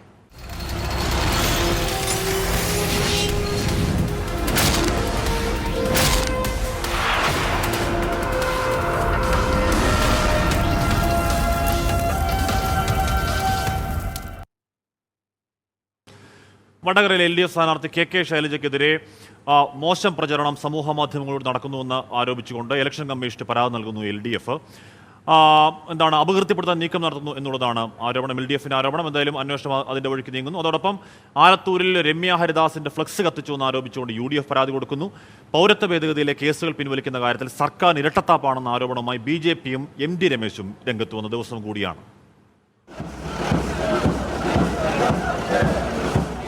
തിരഞ്ഞെടുപ്പ് പ്രചാരണത്തിനിടെ KK ശൈലജയെ വ്യക്തിഹത്യ നടത്തുന്ന രീതിയിൽ സമൂഹ മാധ്യമങ്ങളിലും അല്ലാതെയും നടത്തിയ എല്ലാ പ്രചരണങ്ങൾക്കുമെതിരെയാണ് പരാതി. വടകര മണ്ഡലം LDF തെരഞ്ഞെടുപ്പ് കമ്മിറ്റിയാണ് തിരഞ്ഞെടുപ്പ് കമ്മീഷന് പരാതി നൽകിയത്. കോവിഡ് അഴിമതി എന്ന പേരിൽ തനിക്കെതിരെ നടക്കുന്ന പ്രചാരണങ്ങൾ ജനങ്ങളുടെ മുന്നിൽ തുറന്നു പറഞ്ഞിട്ടുണ്ടെന്നും ഇനിയും തുറന്നു പറയുമെന്നും KK ശൈലജ. കിഴക്കഞ്ചേരി കുണ്ടുകാട്ടിലാണ് ആലത്തൂരിലെ UDF സ്ഥാനാർത്ഥി രമ്യ ഹരിദാസിന്റെ ഫ്ലക്സ് കത്തിച്ചത്. UDF പോലീസിൽ പരാതി നൽകി. അതേസമയം എറണാകുളത്ത് NDA സ്ഥാനാർത്ഥി പട്ടികയിൽ നിന്ന് ഒഴിവാക്കിയതിൽ നിരാശയില്ലെന്ന മേജർ രവി. പൊളിറ്റിക്സ് അല്ലേ, പൊളിറ്റിക്സിനകത്ത് പല വാർത്തകളും ഉണ്ടായിരിക്കും. അത് ഞാൻ അങ്ങനെയൊരു സംഭവത്തിൽ എനിക്കിത് കിട്ടിയേ പറ്റൂ, അല്ലെങ്കിൽ ഞാൻ ആത്മഹത്യ ചെയ്യും, അല്ലെങ്കിൽ ഞാൻ I don't. If the party says something, അതല്ലേ ഉപാധ്യക്ഷ സ്ഥാനം പോലും ഞാൻ വേണ്ടെന്ന് പറഞ്ഞിട്ടുള്ള വ്യക്തിയാണ്. പൗരത്വ നിയമത്തിൽ പ്രതിഷേധിച്ചവർക്കെതിരെയുള്ള കേസ് പിൻവലിക്കുന്നതിനെതിരെ BJP ഇന്നും ആക്ഷേപവുമായി രംഗത്തെത്തി. ശബരിമല പ്രക്ഷോഭത്തിലുള്ള കാലഘട്ടത്തിൽ സംസ്ഥാന സർക്കാർ എടുത്തിട്ടുള്ള കേസുകൾ പിൻവലിക്കണം എന്ന് എന്തുകൊണ്ടാണ് ആവശ്യപ്പെടാത്തത് എന്ന് വ്യക്തമാക്കാൻ തയ്യാറാകണം. കോഴിക്കോട് നഗരത്തിലെ കുടിവെള്ളക്ഷാമം പരിഹരിക്കണമെന്നാവശ്യപ്പെട്ട് NDA സ്ഥാനാർത്ഥി MD രമേശ് സത്യാഗ്രഹം നടത്തി. വിവിധ ബ്യൂറോകൾക്കൊപ്പം 24 തിരുവനന്തപുരം. അതിനിടയിൽ ദേശീയതലത്തിൽ AICCയുടെ ഫണ്ടുകൾ മരവിപ്പിക്കപ്പെട്ടതിന്റെ പശ്ചാത്തലത്തിൽ വലിയ സാമ്പത്തിക പ്രതിസന്ധി കോൺഗ്രസ് അഭിമുഖീകരിക്കുന്നു. രാജ്യത്തെ പ്രധാന പ്രതിപക്ഷ പാർട്ടിയാണ്. അവർക്ക് എന്താണ് ഫ്ലൈറ്റ് ടിക്കറ്റ് എടുക്കാൻ പോയിട്ട് ട്രെയിൻ ടിക്കറ്റ് പോലും പണമില്ല എന്ന് രാഹുൽ ഗാന്ധി അടക്കമുള്ള വാർത്താ സമ്മേളനത്തിൽ ഈ സമയത്തുണ്ടാകുന്ന ഈ ഫണ്ട് നിരോധനം, ഫണ്ട് മരവിപ്പിക്കൽ അല്ലെങ്കിൽ എടുത്തുകൊണ്ട് പോകലൊക്കെ പിടിച്ചുപറിയാണെന്നും അത് ഇലക്ഷൻ രാഷ്ട്രീയ വേട്ടയാണെന്നൊക്കെ രാഷ്ട്രീയ ആരോപണങ്ങൾ നിലനിൽക്കുന്നുണ്ട്. എന്തായാലും അത് എല്ലാ സംസ്ഥാനങ്ങളെയും നേതൃത്വത്തെ ബാധിക്കുന്നു. ഇലക്ഷൻ ചെലവിന് പണം കണ്ടെത്താൻ കൂപ്പൺ വെച്ച് പണം പിരിക്കാനാണ് KPCC നിർദ്ദേശം. സ്വന്തം നിലയ്ക്ക് PCCകൾ പണം കണ്ടെത്തിക്കൊള്ളൂ എന്ന് ദേശീയ നേതൃത്വം നേരത്തെ നിർദ്ദേശം നൽകിയതാണ്. പക്ഷേ ഒരു തെരഞ്ഞെടുപ്പാണ്. തെരഞ്ഞെടുപ്പ് സമയത്ത് വോട്ട് ചോദിക്കാൻ പോകുന്നതിന് പകരം പണം ചോദിച്ചു പോയാൽ അത് തിരിച്ചടിയാകും എന്ന് വിവിധ PCC നേതൃത്വങ്ങൾ അവിടെ പറയുന്നുണ്ട്. അതോടൊപ്പം തന്നെ BJPയും CPMഉം പണമിറക്കുന്നത് പോലെ കാശിറക്കാൻ കഴിയില്ല എന്ന് സമ്മതിക്കുന്നുണ്ട് പ്രതിപക്ഷ നേതാവ്. സാമ്പത്തിക പ്രതിസന്ധി മൂലം തിരഞ്ഞെടുപ്പ് പ്രചരണത്തിൽ പിന്നിലാണ് കോൺഗ്രസ് സ്ഥാനാർത്ഥികൾ. സാധാരണഗതിയിൽ 3 ഘട്ടമായി ഹൈക്കമാൻഡ് സ്ഥാനാർത്ഥികൾക്ക് സഹായം നൽകിയിരുന്നു. പ്രചരണ സാമഗ്രി തയ്യാറാക്കൽ, സ്ഥാനാർത്ഥികളുടെ പര്യടനം, നേതാക്കളുടെ പര്യടനം എന്നിവയ്ക്ക് വേണ്ടിയായിരുന്നു പണം നൽകിയിരുന്നത്. എന്നാൽ ഇത്തവണ ഇതുവരെയും ആദ്യഘട്ട പണം പോലും ലഭിച്ചിട്ടില്ല. ദേശീയ നേതൃത്വം സാമ്പത്തിക പ്രതിസന്ധി തുറന്നു സമ്മതിച്ചതോടെയാണ് KPCC സ്വന്തം വഴി തേടുന്നത്. തെരഞ്ഞെടുപ്പ് കാലത്ത് പിരിവ് തിരിച്ചടിയാകുമെന്ന് ഒരു വിഭാഗം അഭിപ്രായപ്പെട്ടെങ്കിലും മറ്റു മാർഗങ്ങളില്ല എന്നാണ് നേതാക്കളുടെ നിലപാട്. തെരഞ്ഞെടുപ്പ് പ്രചരണത്തിന് വീട് കയറുന്നതിനൊപ്പം പണപ്പിരിവ് കൂടി നടത്താമെന്നാണ് നിലവിലെ തീരുമാനം. ഇതെല്ലാം ജനങ്ങൾക്കറിയാം. അവർ സഹായിക്കും, അവർ വോട്ട് ചെയ്ത് ഞങ്ങളെ സഹായിക്കും, അവർ സാമ്പത്തിക സഹായം നൽകിയും ഞങ്ങളെ സഹായിക്കും. ക്രൗഡ് ഫണ്ടിങ് വേണ്ട ഒരു സാഹചര്യം വന്നാൽ ഞങ്ങളത് ക്രൗഡ് ഫണ്ടിങ് നടത്തും. നിലവിൽ സ്ഥാനാർത്ഥികൾ സ്വന്തം നിലയിലാണ് തെരഞ്ഞെടുപ്പ് പ്രചരണം ഏകോപിപ്പിക്കുന്നത്. സമീപകാലത്ത് K കരുണാകരൻ മന്ദിരം, INTUC ഫണ്ട് എന്നിവയ്ക്കാണ് കോൺഗ്രസ് പിരിവ് നടത്തിയത്. സമരാഗ്നി പര്യടനത്തിനായി ഓരോ മണ്ഡലം കമ്മിറ്റിയും ഓരോ ലക്ഷം രൂപ സമാഹരിക്കാൻ തീരുമാനിച്ചിരുന്നു. ഇത് കാര്യക്ഷമമായി നടക്കാത്ത പശ്ചാത്തലത്തിലാണ് കൂപ്പൺ അടിച്ച് പിരിവ് നടത്താമെന്ന തീരുമാനത്തിലെത്തിയത്. അടുത്ത ദിവസങ്ങളിൽ തന്നെ ഇതിനായുള്ള കൂപ്പണുകൾ ബൂത്ത് തലങ്ങളിലെത്തും. 24 തിരുവനന്തപുരം. അരുൺ വയനാട് മൊയലാളി പുതിയ ലുക്കിലാണല്ലോ. അവിടെ AC ഉള്ളതുകൊണ്ട് ഫുൾ സ്ലീവ് ബ്ലാക്ക് ഇട്ടാലും ചൂട് കാണില്ലല്ലേ? ട്രിവാൻഡ്രത്ത് ചുട്ടുപൊള്ളുകയാണ് ബ്രോ എന്ന് പറയാം. ട്രിവാൻഡ്രത്ത് മാത്രമല്ല, ഒട്ടുമിക്ക എല്ലാ സ്ഥലങ്ങളിലും നല്ല കൊടുംചൂടാണ്. അപ്പോൾ അങ്ങനെ ഓരോരോ പ്രേക്ഷകർ രാഷ്ട്രീയ പ്രേരിതമായും അല്ലാത്തയും ഒക്കെ സന്ദേശങ്ങൾ അയക്കുന്നു. തെരഞ്ഞെടുപ്പ് കാലമാണ്, സ്വാഭാവികമായും അത്തരത്തിലുള്ള കമൻറ്റുകൾ കമൻറ്റ് ബോക്സിൽ പ്രതീക്ഷിക്കണം. പൊതുജനം പലവിധം എന്ന് പറയുന്ന മട്ടിൽ പ്രേക്ഷകർ പലവിധമാണല്ലോ. അപ്പോൾ ലോക്സഭാ തെരഞ്ഞെടുപ്പിലേക്ക് പോയി കഴിഞ്ഞാൽ മഹാരാഷ്ട്രയിലെ അവിടെ മഹാവികാസ് അഘാടി സഖ്യത്തിൽ ഇപ്പോഴും സീറ്റ് തർക്കം പ്രശ്നം അങ്ങനെ രൂക്ഷമായി തുടരുകയാണ്. കോൺഗ്രസ് കിട്ടിയ 2 സീറ്റുകൾ അവകാശവാദം ഉന്നയിച്ച് NCPയും ശിവസേനയും രംഗത്ത് വരുന്നത് പ്രശ്നം അവിടെ രൂക്ഷമാക്കുന്നു. എന്തായാലും ആ സഖ്യ നീക്കത്തിൽ ചേരാനുള്ള നീക്കങ്ങൾ പരാജയപ്പെടുന്നതോടെ പ്രകാശ് അംബേദ്കർ നാളെ വാർത്താ സമ്മേളനം വിളിക്കുന്നു. എന്താകുമെന്നുള്ള അവിടുത്തെ രാഷ്ട്രീയ ആകാംക്ഷയാണ്. ഉദ്ധവ് താക്കറെയുടെ വസതിയായ മാതോശ്രീയിൽ ചേർന്ന MVA യോഗത്തിൽ നിന്ന് കോൺഗ്രസ് വിട്ടുനിന്നതോടെയാണ് തർക്കം ഗുരുതരമാണെന്ന സൂചന പുറത്തുവന്നത്. ചർച്ചകളിലെ പതിവ് മുഖങ്ങളായ PCC പ്രസിഡന്റ് നാനാ പട്ടോളയും മുതിർന്ന നേതാവ് ബാലാസാഹേബ് തോറോട്ടുമാണ് യോഗത്തിനെത്താതിരുന്നത്. കോൺഗ്രസ് കാലങ്ങളായി മത്സരിക്കുന്ന സാംഗ്ലി സീറ്റിൽ ശിവസേന ഉദ്ധവ് വിഭാഗം സ്ഥാനാർത്ഥിയെ പ്രഖ്യാപിച്ചതാണ് പ്രകോപനങ്ങളിലൊന്ന്. സീറ്റ് ചർച്ച തീരും മുമ്പ് നടന്ന പ്രഖ്യാപനം വെല്ലുവിളിയായി കാണുകയാണ് കോൺഗ്രസ്. കഴിഞ്ഞ 2 തെരഞ്ഞെടുപ്പിലും BJPയോട് തോറ്റെങ്കിലും 2009 കോൺഗ്രസ് ജയിച്ച മണ്ഡലമാണ് സാംഗ്ലി. ഭീവണ്ടി മണ്ഡലത്തിൽ NCP അവകാശവാദം ഉന്നയിച്ചതാണ് മറ്റൊരു തർക്കം. ഇതും കോൺഗ്രസ് മത്സരിക്കുന്ന സീറ്റാണ്. തർക്കം സംസ്ഥാന നേതൃത്വം AICCയെ അറിയിക്കും. അതേസമയം പ്രകാശ് അംബേദ്കറിന്റെ വഞ്ചിത് ബഹുജൻ അഘാഡിയെ സഖ്യത്തിലെടുക്കാനുള്ള നീക്കങ്ങളും ഫലം കണ്ടില്ല. 4 സീറ്റിൽ കൂടുതൽ നൽകാനാവില്ലെന്ന് MVA നേതാക്കൾ നിലപാടെടുത്തതോടെ അവരുമായി തൽക്കാലം സഹകരിക്കേണ്ടെന്ന് പ്രകാശ് അംബേദ്കർ പ്രവർത്തകരോട് ആവശ്യപ്പെട്ടു. നാളെ അക്കോളയിൽ മാധ്യമങ്ങളെ കണ്ട് തുടർ നീക്കം പ്രഖ്യാപിക്കും. 24 മുംബൈ. അതിനിടയിൽ കാസർഗോഡ് പൈവളിക പഞ്ചായത്തിൽ BJP കൊണ്ടുവന്ന അവിശ്വാസ പ്രമേയത്തെ പിന്തുണച്ച കോൺഗ്രസ് അംഗത്തെ സസ്പെൻഡ് ചെയ്തു. അവിനാഷ് മച്ചാദോ ആണ് കോൺഗ്രസിന്റെ കണ്ണിൽ കടുങ്കൈ ചെയ്തത്. അതേസമയം മുസ്ലിം ലീഗ് വഞ്ചിച്ചതുകൊണ്ടാണ് അവിശ്വാസ പ്രമേയത്തെ പിന്തുണയ്ക്കാനുള്ള തീരുമാനമെന്ന് പറയുകയാണ് മച്ചാദോ. പൈവളിക ഗ്രാമപഞ്ചായത്തിലെ ഏക കോൺഗ്രസ് അംഗമാണ് അവിനാശ് മച്ചാദോ. സ്റ്റാൻഡിംഗ് കമ്മിറ്റി ചെയർമാൻ സ്ഥാനവുമായി ബന്ധപ്പെട്ട് നിലനിൽക്കുന്ന തർക്കമാണ് അവിശ്വാസ പ്രമേയത്തിലേക്ക് നയിച്ചത്. BJP കൊണ്ടുവന്ന അവിശ്വാസ പ്രമേയത്തെ കോൺഗ്രസ് പിന്തുണച്ചത് ലോക്സഭാ തെരഞ്ഞെടുപ്പിലെ ധാരണയുടെ അടിസ്ഥാനത്തിലാണെന്ന LDF ആരോപണത്തിന് പിന്നാലെയാണ് സസ്പെൻഷൻ. പ്രമേയത്തെ എതിർത്ത് വോട്ട് ചെയ്യണമെന്ന് തനിക്ക് നിർദ്ദേശമൊന്നും ലഭിച്ചില്ലെന്നും സ്റ്റാൻഡിംഗ് കമ്മിറ്റി ചെയർമാൻ സ്ഥാനവുമായി ബന്ധപ്പെട്ട് മുസ്ലിം ലീഗ് വഞ്ചിച്ചതിനാലാണ് BJPയെ പിന്തുണച്ചതെന്നുമാണ് അവിനാശിന്റെ വിശദീകരണം. ഇതുവരെ അവർ വിട്ടു കൊടുത്തിട്ടില്ല സ്റ്റാൻഡിംഗ് കമ്മിറ്റി, ലീഗർ വിട്ടു കൊടുത്തിട്ടില്ല. അപ്പൊ എന്തുകൊണ്ട് വിട്ടു കൊടുത്തിട്ടില്ലെങ്കിൽ ഓർക്ക് 8 CPM ഉണ്ട്, 2 മുസ്ലിം ലീഗ് ഉണ്ട്, അത് മതി ഇവർക്ക്. അപ്പൊ MLA കോൺഗ്രസിന് കൊടുക്കുന്ന ആവശ്യമില്ല, ഓർ പറഞ്ഞ വാക്കിന് കൊടുത്തിട്ടില്ല. അപ്പൊ ഈ അവിശ്വാസ മത ബെറോണി ഞാൻ കാത്തോണ്ടുണ്ടായി. അപ്പൊ BJPക്കാർ അവിശ്വാസ മത കൊണ്ടുവന്ന് വരുമ്പോ ഞാൻ അത് അവിശ്വാസ മത ഈ ഭരണത്തിന് എതിരായിട്ട് അവിശ്വാസ മത കൊട്ടിട്ട്. അപ്പൊ ഇതാണ് സംഭവം. മുസ്ലിം ലീഗ് വഞ്ചിച്ചു എന്നാണ് പറയുന്നത്. വഞ്ചിച്ചു, പിന്നെ അതല്ലാതെ എത്ര 3 വർഷമായല്ലേ ഇത് കളിപ്പിച്ചല്ലേ കൊടുക്ക പറഞ്ഞിട്ട്. 19 അംഗ ഭരണസമിതിയിൽ LDFനും BJPക്കും 8 അംഗങ്ങൾ വീതമുണ്ട്. 2 അംഗങ്ങൾ മുസ്ലിം ലീഗിനും 1 കോൺഗ്രസിനുമാണ്. നറുക്കെടുപ്പിലൂടെ പ്രസിഡന്റ് സ്ഥാനം LDFനും വൈസ് പ്രസിഡന്റ് സ്ഥാനം BJPക്കും ലഭിക്കുകയായിരുന്നു. 24 കാസർഗോഡ്. സംസ്ഥാനത്ത് ക്ഷേമ പെൻഷൻ പൂർണ്ണമായി കിട്ടാതെ ഉള്ളത് 1 2 അല്ല 1.94 ലക്ഷം പേരാണ്. കേന്ദ്രവിഹിതം സംസ്ഥാനം മുൻകൂറായി അടച്ചു, പക്ഷേ എന്നിട്ടും പെൻഷൻകാർക്ക് പണം കിട്ടുന്നില്ല. പബ്ലിക് ഫിനാൻസ് മാനേജ്മെന്റ് സിസ്റ്റത്തിലെ പിഴവാണ് ഇതിന് കാരണമെന്ന് പറയപ്പെടുന്നു. എന്ത് കാരണമാണെങ്കിലും പെൻഷൻകാരുടെ അവസ്ഥ ദുരവസ്ഥ. സംസ്ഥാനത്ത് ഈ മാസം വിതരണം ചെയ്ത ക്ഷേമ പെൻഷനാണ് 1.94 ലക്ഷം പേർക്ക് പൂർണ്ണമായും ലഭിക്കാതിരുന്നത്.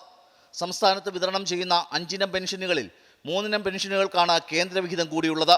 വാർദ്ധക്യകാല പെൻഷൻ, വിധവാ പെൻഷൻ, വികലാംഗ പെൻഷൻ എന്നീ 3 ഇനങ്ങൾക്ക് 200 രൂപ, 300 രൂപ, 500 രൂപ എന്നീ നിരക്കുകളിലാണ് കേന്ദ്രവിഹിതം. 6.8 ലക്ഷം പേർക്കാണ് ക്ഷേമ പെൻഷനിൽ കേന്ദ്രവിഹിതമുള്ളത്. കേന്ദ്രവിഹിതം ലഭ്യമാകാത്ത സാഹചര്യത്തിൽ സംസ്ഥാനം മുൻകൂറായി നൽകുകയും പിന്നീട് കേന്ദ്രത്തിൽ നിന്ന് വാങ്ങിയെടുക്കുകയുമാണ് പതിവ്. ഇത്തവണയും പബ്ലിക് ഫിനാൻസ് മാനേജ്മെന്റ് സിസ്റ്റം വഴി തുക മുൻകൂറായി നൽകിയെങ്കിലും 1.94 ലക്ഷം പേരുടെ ബാങ്ക് അക്കൗണ്ടിലേക്ക് ഈ തുക എത്തിയിട്ടില്ല. സംസ്ഥാനത്തിന്റെ വിഹിതം മാത്രമാണ് ഇവർക്ക് ലഭിച്ചത്. വാർദ്ധക്യകാല പെൻഷനുകാർക്ക് 1400 രൂപയും, വിധവാ പെൻഷനുകാർക്ക് 1300 രൂപയും, വികലാംഗ പെൻഷനുകാർക്ക് 1100 രൂപയുമാണ് ലഭിച്ചത്. പബ്ലിക് ഫിനാൻസ് മാനേജ്മെന്റ് സംവിധാനത്തിലെ പ്രശ്നമാണ് തുക അക്കൗണ്ടിലെത്താൻ തടസ്സമായതെന്ന് കേന്ദ്രം സംസ്ഥാനത്തെ അറിയിച്ചു. ഉടൻ തന്നെ പ്രശ്നം പരിഹരിക്കപ്പെടുമെന്നാണ് കേന്ദ്രത്തിന്റെ ഉറപ്പ്. 24 തിരുവനന്തപുരം. നമ്മൾ കഴിഞ്ഞ ദിവസം കണ്ടതാണ് ഒരു ഓഫീസിൻ്റെ ബാക്ക് ഒരു ഫോറസ്റ്റ് ഓഫീസിൻ്റെ പിന്നാമ്പുറത്ത് നല്ല ഗ്രോ ബാഗുകളിൽ വെള്ളവും വളവും കൊടുത്ത് കഞ്ചാവ് ചെടി വളർത്തുന്നത്. എന്തായാലും ആ കഞ്ചാവ് ചെടി വളർത്തിയ റാന്നി പ്ലാച്ചേരി ഫോറസ്റ്റ് സ്റ്റേഷനിലാണ് സംഭവം. ആ കഞ്ചാവ് കൃഷി കണ്ടെത്തിയ സംഭവത്തിൽ ദുരൂഹത കൂടുകയാണ്. കഞ്ചാവ് നട്ട് നനച്ച് വളർത്തിയ വാച്ചർക്കെതിരെ നടപടി എടുക്കാതിരുന്നതുമായി ബന്ധപ്പെട്ട് വ്യക്തമാക്കുന്ന ചില ഫോൺ സംഭാഷണങ്ങൾ പുറത്തുണ്ട്. മാത്രമല്ല റേഞ്ച് ഓഫീസർ BR ജയനെതിരെ ആരോപണമായി ഒരു ജീവനക്കാർ കൂടി രംഗത്ത് വരികയാണ്.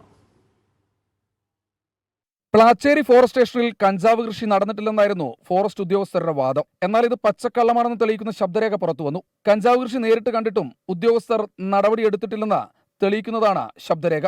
സാറേ, അത് കണ്ടപ്പോ തന്നെ അവനെ കൊണ്ട് തന്നെ ഞാൻ എല്ലാവരുടെയും മുമ്പ് വെച്ച് പിഴുത് എടുത്ത് കളയിച്ചു. ഞാനൊരു സംശയം ചോദിച്ചോട്ടെ, ഒരു സ്റ്റേഷൻ പ്രൊസീസസിൽ കഞ്ചാവ് കൃഷി ചെയ്താൽ അതാണോ അജയ് നടപടി? നിങ്ങൾ അത് അങ്ങനെ പറയാതെ. അല്ല സാറേ, ഞാനത് സാറിന് എടുത്ത് പറയാൻ വേണ്ടി ഇരുന്നതാണ്. അപ്പം അല്ല, നിങ്ങളിത് എത്ര ദിവസം മുമ്പ് നടക്കുന്ന കാര്യങ്ങൾ അവിടെ? അവനൊരു പക്ക ക്രിമിനൽ ആയിട്ട് കൂടി അവനെ അവിടെ വെച്ചതെന്ന് പറഞ്ഞാൽ അവന് ചെയ്യുന്ന ജോലി നല്ലതായിട്ട് ചെയ്യുമെന്ന്, അവന് ഇതിന്റെ കീഴെ കൂടി പണി ചെയ്യുന്നെന്ന് പറഞ്ഞാലോ? കഞ്ചാവ് കൃഷി കണ്ടുപിടിച്ചുവെന്ന് അവകാശപ്പെടുന്ന എരുമേലി റേഞ്ച് ഓഫീസറായിരുന്ന BR ജയനെതിരെയും ഗുരുതര ആരോപണങ്ങളാണ് പുറത്തുവരുന്നത്. മുൻപ് പരാതി നൽകിയതിന്റെ വൈരാഗ്യം തീർക്കാൻ കഞ്ചാവ് കേസിൽ പെടുത്താൻ ശ്രമിച്ചതെന്നാണ് വനിതാ ഉദ്യോഗസ്ഥയുടെ ആരോപണം.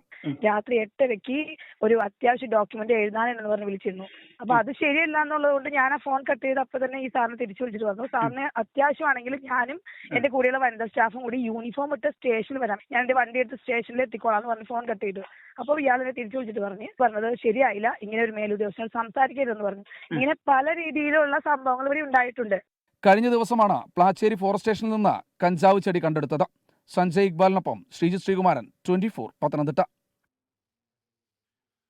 അതിന് ദുരൂഹതൊക്കെ പുറത്തു വരട്ടെ. എന്തായാലും അവരെടുത്ത് എഫർട്ട് കാണാതിരുന്നുകൂടാ. ഗ്രോ ബാഗിലൊക്കെ നട്ട് വെള്ളവും വളവും കൊടുത്ത് അതിനെ വളർത്തിയെടുത്ത് എനിക്ക് തോന്നുന്നു അത് വേറെ എവിടെയും കൊണ്ട് പ്ലാന്റ് ചെയ്യാനാണോ എന്നൊരു സംശയം അവിടെ ഉണ്ടായിരുന്നു. അപ്പോൾ അതടക്കം വേറെ നേരത്തെ ഇത്തരത്തിൽ ഗ്രോ ബാഗുകളിൽ നട്ട് നനച്ച ഈ കൃഷി, ഈ വല്ലാത്ത കൃഷി വേറെ ചെയ്തിട്ടുണ്ടോ എന്ന് അടക്കമുള്ള അന്വേഷണം നടക്കട്ടെ. എന്തായാലും ജസ്നയുടെ തിരോധാനവുമായി ബന്ധപ്പെട്ട് ഇപ്പോഴും ദുരൂഹത അങ്ങനെ തുടരുകയാണ്. കേസുമായി ബന്ധപ്പെട്ട് പിതാവിന്റെ ഹർജിയിൽ മറുപടി നൽകാൻ സമയം ചോദിക്കുന്നു CBI. CBI അന്വേഷണം കാര്യക്ഷമമല്ല എന്നായിരുന്നു തിരുവനന്തപുരം CJM കോടതിയിൽ നൽകിയ ഹർജിയിൽ പിതാവ് ആരോപിച്ചിരുന്നത്. കേസിൽ കക്ഷി ചേർക്കണമെന്ന് ആവശ്യപ്പെട്ട് എറണാകുളം സ്വദേശി സ്വകാര്യ ഹർജിയും ഫയൽ ചെയ്തിട്ടുണ്ട്. കേസ് ഏപ്രിൽ 5 വീണ്ടും പരിഗണിക്കും. ജസ്റ്റിനെ അജ്ഞാത സുഹൃത്ത് ദുരുപയോഗം ചെയ്തിരിക്കാനുള്ള സാധ്യതയും CBI അന്വേഷിച്ചില്ല എന്ന് പിതാവ് പറയുന്നു. കാണാതായ ശേഷം വന്ന ഫോൺ കോളുകളും NSS ക്യാമ്പിൽ പങ്കെടുത്തതും അന്വേഷിച്ചില്ല എന്നും ആക്ഷേപമുണ്ട്.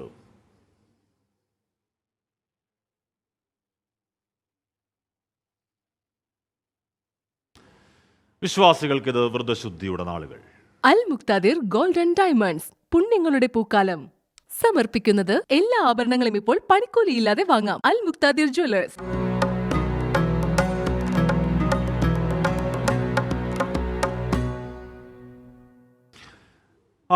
റംസാൻ മാസത്തിൽ വർഷങ്ങളായി തുടരുന്ന പതിവ് ഇക്കുറിയും മുറക്കുന്നില്ല. മലപ്പുറം വളാഞ്ചേരിയിലെ ഒരു ക്ഷേത്രം നോമ്പുതുറയാണ്, സമൂഹ നോമ്പുതുറയാണത്. എന്ന് പറഞ്ഞാൽ ക്ഷേത്ര പുനഃപ്രതിഷ്ഠയ്ക്ക് കയ്യയച്ച് സഹായിച്ചവരെ ഇക്കുറിയും ചേർത്ത് നിർത്തുകയാണ് വലിയ സന്ദേശത്തിലൂടെ മലപ്പുറത്തെ ക്ഷേത്ര ഭരണസമിതി.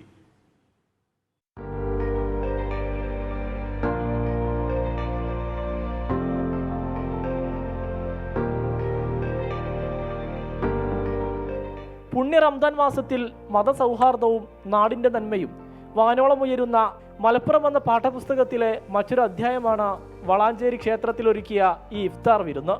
വർഷങ്ങൾക്ക് മുമ്പ് ജീർണാവസ്ഥയിലായിരുന്ന പുന്നത്തലയിലെ ശ്രീലക്ഷ്മി നരസിംഹമൂർത്തി വിഷ്ണു ക്ഷേത്രം പുനരുദ്ധീകരിക്കാനും പുനഃപ്രതിഷ്ഠ നടത്താനും പ്രദേശത്തെ ഹിന്ദു കുടുംബങ്ങൾക്ക് സാമ്പത്തിക ശേഷി ഉണ്ടായിരുന്നില്ല. എന്തു ചെയ്യുമെന്നറിയാതെ നിന്നപ്പോൾ സഹായവുമായി എത്തിയത് ഇസ്ലാം മതവിശ്വാസികളാണ്. അങ്ങനെ 2017 ജൂൺ 4 ഒരു റംദാൻ നാളിൽ പുനഃപ്രതിഷ്ഠ നടന്നപ്പോൾ തങ്ങളെ ചേർത്ത് പിടിച്ച മുസ്ലിം സുഹൃത്തുക്കൾക്കായി ക്ഷേത്ര കമ്മിറ്റി ഇഫ്താർ വിരുന്നൊരുക്കി. അന്ന് തുടങ്ങിവെച്ച ആ പതിവ് ഇന്നും മുടക്കിയിട്ടില്ല. ഈ മെസ്സേജ് ഞങ്ങൾ ഉദ്ദേശിക്കുന്നത് ഇത്ര മാത്രമാണ്. മനുഷ്യനെ മനുഷ്യനായി കാണുക. ഓരോരുത്തർക്കും വിശ്വാസം പല രീതിയിലുണ്ടാകും, വിശ്വാസം ഇല്ലാത്തവരുണ്ടാകും. അവരവരുടെ വിശ്വാസങ്ങൾ സംരക്ഷിച്ചുകൊണ്ട് പിന്നെ നമുക്കൊക്കെ മനുഷ്യൻ എന്നുള്ളൊരു ഐഡൻറ്റിറ്റിയിൽ ഒന്നിച്ച് നിൽക്കാൻ കഴിയണം. അതാണ് ഇന്ത്യ ഇന്ന് ആഗ്രഹിക്കുന്നത്. ക്ഷേത്രത്തിൽ ഇത് 7ാം തവണയാണ് സമൂഹ നോമ്പുതുറ സംഘടിപ്പിക്കുന്നത്. നോമ്പുതുറക്ക് മുന്നോടിയായി നടന്ന മതസൗഹാർദ്ദ സദസ്സ് കുറുക്കോളി മൊയ്തീൻ MLA ഉദ്ഘാടനം ചെയ്തു. രാഷ്ട്രീയ സാമൂഹിക രംഗത്തെ നിരവധി പേരാണ് നോമ്പുതുറയിൽ പങ്കാളിയായത്. 24 തിരൂർ. അപ്പോൾ ഇനി കാണാം ഇന്നത്തെ നോമ്പുതുറ സമയം. അൽ മുക്താദിർ ഗോൾഡൻ ഡയമണ്ട്സ് നോമ്പുതുറ സമയം സമർപ്പിക്കുന്നത് എല്ലാ ആഭരണങ്ങളും ഇപ്പോൾ പണിക്കൂലിയില്ലാതെ വാങ്ങാം. അൽ Muqtadir Jewellers.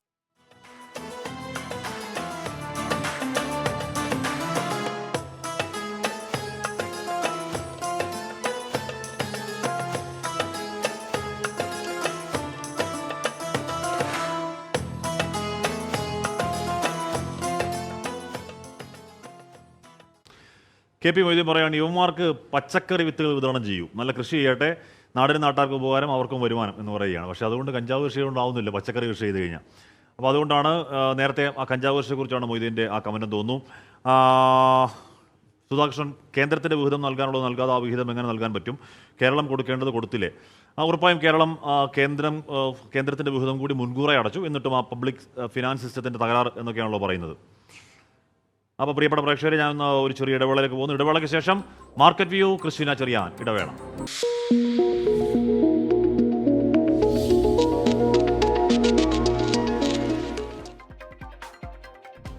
Good afternoon. Market വ്യൂവിലേക്ക് സ്വാഗതം. ആദ്യം സാമ്പത്തിക മേഖലയിൽ നിന്നുള്ള തലക്കെട്ടുകൾ. വ്യാപാര തുടക്കത്തിലെ വമ്പൻ നഷ്ടം കുറച്ച് ഇന്ത്യൻ വിപണികൾ. ദേശീയ ഓഹരി വിപണി 22,073 പോയിന്റ് വരെ ഉയർന്നു. മെറ്റൽ, ഓയിൽ മേഖലകൾ ഒഴികെയുള്ള ഓഹരികൾ നഷ്ടത്തിൽ. RBI സ്പെഷ്യൽ ഓഡിറ്റ് പ്രഖ്യാപിച്ചതോടെ IIFL ഫിനാൻസ്, JM ഫിനാൻസ് ഓഹരി വില 3% ഇടിഞ്ഞു. സെബി മുന്നറിയിപ്പിൽ നഷ്ടം നേരിട്ട് ICICI സെക്യൂരിറ്റീസ്. പ്രതീക്ഷിച്ച നേട്ടമുണ്ടാക്കാതെ രൂപ. ലോകവിപണിയിൽ സ്വർണം ഔൺസിന് $2,170 കുറഞ്ഞു. ക്രൂഡ് വിലയിലും നേരിയ കുറവ്.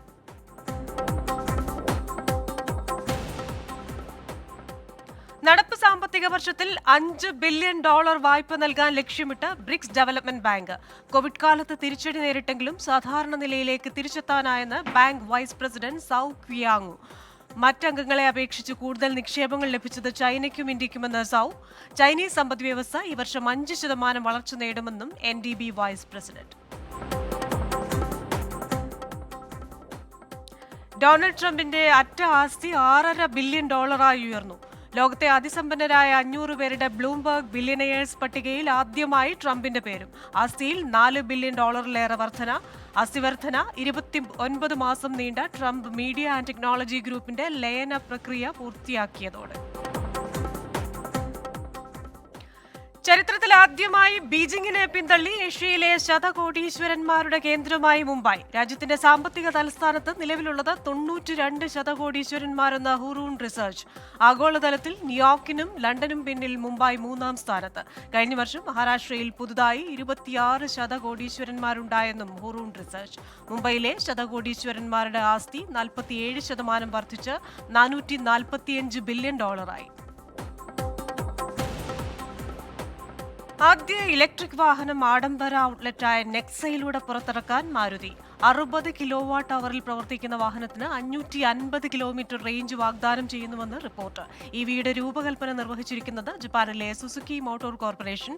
മെയ്ഡ് ഇൻ ഇന്ത്യ സെഗ്മെന്റിൽ വാഹനം യൂറോപ്പിലേക്കും ജപ്പാനിലേക്കും കയറ്റുമതി ചെയ്യും. ഇനി ഇന്നത്തെ വിപണി നോക്കിയാൽ രാവിലെ വലിയ നഷ്ടത്തിലേക്ക് പോയ വിപണി ആ നഷ്ടം ഒന്ന് കുറച്ചിട്ടുണ്ട്. ദേശീയ ഓഹരി വിപണി 22,000-ന് മുകളിൽ വ്യാപാരം എന്ന പഴയ നിലയിലേക്കൊക്കെ ഉയരുന്ന ഒരു കാഴ്ചയും ഇന്ന് നമ്മൾ കണ്ടു. ദേശീയ ഓഹരി വിപണി ഇപ്പോൾ നോക്കിക്കഴിഞ്ഞാൽ 51 പോയിന്റ് ഉയർന്ന് 22,045 എന്ന നിലയിലാണ് വ്യാപാരം നടക്കുന്നത്. RBIയുടെയും സെബിയുടെയും ചില നീക്കങ്ങൾ ബാങ്കിംഗ് ഫിനാൻഷ്യൽ സർവീസസ് മേഖലയിൽ കുറച്ച് പ്രശ്നങ്ങൾ ഉണ്ടാക്കിയിട്ടുണ്ട്. ഇവിടെ ബാങ്കിംഗ് നിഫ്റ്റിയും അതേപോലെ തന്നെ ഫൈനാൻഷ്യൽ സർവീസസ് നിഫ്റ്റിയും ഇടിവാണ് കാണിക്കുന്നത്. ഇനി ബോംബെ ഓഹരി സൂചികയിലേക്ക് വന്നു കഴിഞ്ഞാൽ ബോംബെ ഓഹരി സൂചിക 276 പോയിന്റ് താഴ്ന്ന് 72,555 എന്ന നിലയിലാണ് ഇപ്പോൾ വ്യാപാരം നടക്കുന്നത്. ഡോളർ രൂപ വിനിമയ നിരക്ക് നോക്കിക്കഴിഞ്ഞാൽ കഴിഞ്ഞയാഴ്ച ഡോളർ വലിയ മുന്നേറ്റമാണ് നടത്തി ക്ലോസിംഗിൽ വന്നിരുന്നത്. 83 രൂപ 68 പൈസയായിരുന്നു ഒരു ഡോളറിന് നമ്മൾ കൊടുക്കേണ്ടിയിരുന്നത് വെള്ളിയാഴ്ച വൈകിട്ട് വ്യാപാരം അവസാനിപ്പിക്കുമ്പോൾ. എന്നാൽ രൂപ അത്യാവശ്യം നല്ല നേട്ടം ഇന്നുണ്ടാക്കിയിട്ടുണ്ട്. 6.068 അതായത് 68 പൈസ കൂടി 83 രൂപ 34 പൈസ എന്ന രീതിയിലാണ് ഇപ്പോൾ ഡോളറിന്റെ വ്യാപാരം നടക്കുന്നത്. ഇന്നത്തെ ഒരു ഉച്ചയ്ക്കത്തെ മാർക്കറ്റ് എങ്ങനെയാണെന്ന് അറിയുന്നതിനായി ശ്രീ പോൾ തോമസ് ഉണ്ട്, എക്സിക്യൂട്ടീവ് ഡയറക്ടർ DBFS ആണ്. Good afternoon Shri Paul Thomas. എന്തായാലും ഇന്നത്തെ വിപണി ആ നഷ്ടം ഒന്ന് കുറച്ചിട്ടുണ്ട്. ചില കാര്യങ്ങൾ വിപണിയെ ബാധിച്ചിട്ടുണ്ട്. അദാനി ഗ്രൂപ്പിന് ഒരു നേട്ടമുണ്ടായിട്ടുണ്ട്. മെറ്റൽ മേഖല വളരെ മികച്ച നേട്ടത്തിലാണ് പോകുന്നത്. ഉച്ചയ്ക്ക് എന്താണ് വിപണിയെ സ്വാധീനിക്കുന്നത്? Good afternoon. ഇന്ന് മാർക്കറ്റ് കാലത്ത് വന്ന ഒരു സെല്ലിംഗ് പ്രഷർ പിന്നീട് കണ്ടില്ല. മാർക്കറ്റ് ഇപ്പം വളരെ ചെറിയൊരു റേഞ്ചിനുള്ളിൽ സ്റ്റഡി ആയിട്ടാണ് മാർക്കറ്റ് മുന്നോട്ട് പോകുന്നത്. ഏകദേശം 50 പോയിന്റോളം നിഫ്റ്റി താഴെ തന്നെയാണ് മാർക്കറ്റ് പോകുന്നത്. എന്നാൽ 22,040 22,050 എന്നുള്ള ഒരു റേഞ്ചിൽ, അതായത് 22,000-ന് മുകളിലാണ് മാർക്കറ്റ് നിൽക്കുന്നത് എന്ന് നമുക്ക് മനസ്സിലാകുന്നു. മാർക്കറ്റിനെ സംബന്ധിച്ചുള്ള ഇന്ന് പ്രധാനമായിട്ട് കണ്ടത് റെയിൽവേ സ്റ്റോക്സ്, അതായത് IRFC, RVNL, ടെക്സ്റ്റൈൽ, ഇർക്കോൺ തുടങ്ങിയ ഷെയറുകളെല്ലാം 3% മുതൽ 5% വരെ ഉയർന്നാണ് നിൽക്കുന്നതെന്ന് മനസ്സിലാക്കുന്നു. എന്നാൽ IT സ്റ്റോക്സ് അതുപോലെ റിയൽ എസ്റ്റേറ്റ് തുടങ്ങിയ ഷെയറുകളിലൊക്കെ സെല്ലിങ് കണ്ടിന്യൂ ചെയ്യുന്നുണ്ട്.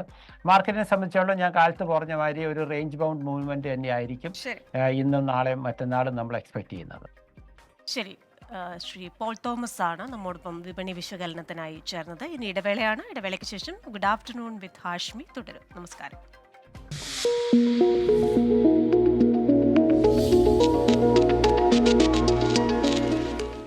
വെൽക്കം ബാക്ക് പ്രിയപ്പെട്ട പ്രേക്ഷകർ. നമ്മുടെ ഉച്ചവാർത്തയാത്രയുടെ അവസാന ഘട്ടത്തിലാണ്. ആ ഓർമ്മച്ചിരി ഓർമ്മയായിട്ട് ഇന്ന് 1 വർഷം.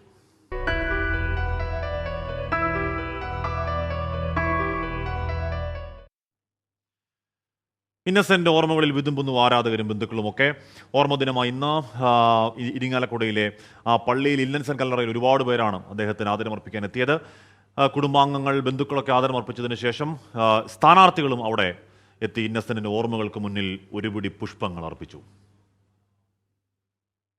വിട പറഞ്ഞിട്ടും ഓർമ്മകളിൽ ജീവിക്കുകയാണ് ഇന്നും ഇന്നസെന്റ് എന്ന അതുല്യ പ്രതിഭ.